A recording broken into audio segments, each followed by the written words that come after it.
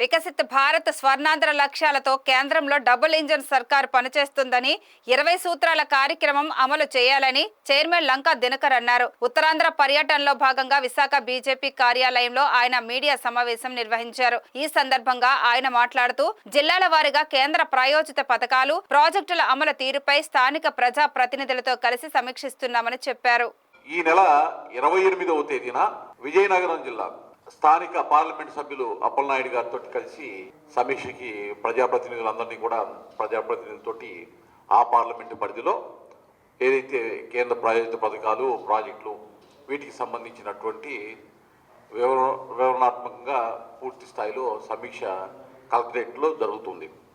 ముఖ్యంగా కేంద్ర ప్రభుత్వం సహాయ సహకారాలతో నడుస్తున్నటువంటి ముఖ్యమైనటువంటి పథకాలైనటువంటి ఉపాధి హామీ పథకం, జల్ జీవన్ మిషన్, అమృత్ పథకం, పిఎంఏవై, అలాగే టిట్కో గృహాలు, PM Garib Kalyan Anna Yojana, PM Suryaghar, Lakhpati Didi, PM Vishwakarma Yojana, PM Svanidhi, PM Fasal Bima Yojana, PM Kisan Samman Nidhi తదితర కేంద్ర ప్రాయోజిత పథకాల అమలు తీరుని మరియు ఆయా జిల్లాల్లో ముఖ్యమైనటువంటి కేంద్రం సహకారంతో చేపట్టినటువంటి ప్రాజెక్టుల పురోగతి పైన సమీక్ష జరిగేటటువంటి విధంగా ఈ యొక్క కార్యాచరణ రాబోయే 28వ తారీఖు దాకా ఉత్తరాంధ్రలో కార్యాచరణ తీసుకొని ఆ యొక్క కార్యాచరణలో భాగంగా ఇవాళ రావడం, ఈ ప్రెస్ మీట్ కండక్ట్ చేయడం జరుగుతూ ఉంది.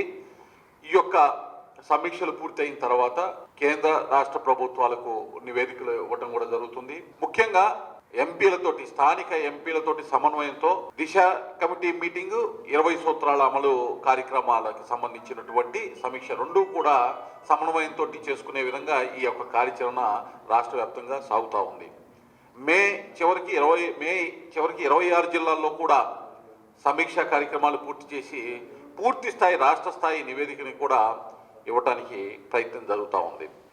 ఇవాళ ఒకసారి మనం కనుక చూసినట్లయితే ఎప్పటి నుంచో ఇక్కడ విశాఖపట్నం కానీ ఉత్తరాంధ్రకి సంబంధించినటువంటి అభివృద్ధి కార్యక్రమాలకు సంబంధించినటువంటి అంశాలు ముఖ్యంగా ప్రస్తావించాల్సినటువంటి అవసరం ఉంది. ఎందుకంటే ఎప్పటి నుంచో ఎదురు చూస్తున్నటువంటి విశాఖ కేంద్రంగా సౌత్ కోస్ట్ రైల్వే జోన్కి సంబంధించి రాబోయే 24 నెలల్లో పూర్తయ్యేటటువంటి విధంగా కేంద్ర రైల్వే శాఖ మంత్రి అశ్విన్ వైష్ణవ్ గారు ఇప్పటికే దానికి సంబంధించినటువంటి డిపిఆర్ని పూర్తి చేసి కార్యాచరణ, దానికి కావాల్సినటువంటి టెండర్ల ప్రక్రియ కూడా ప్రారంభించడం జరిగింది.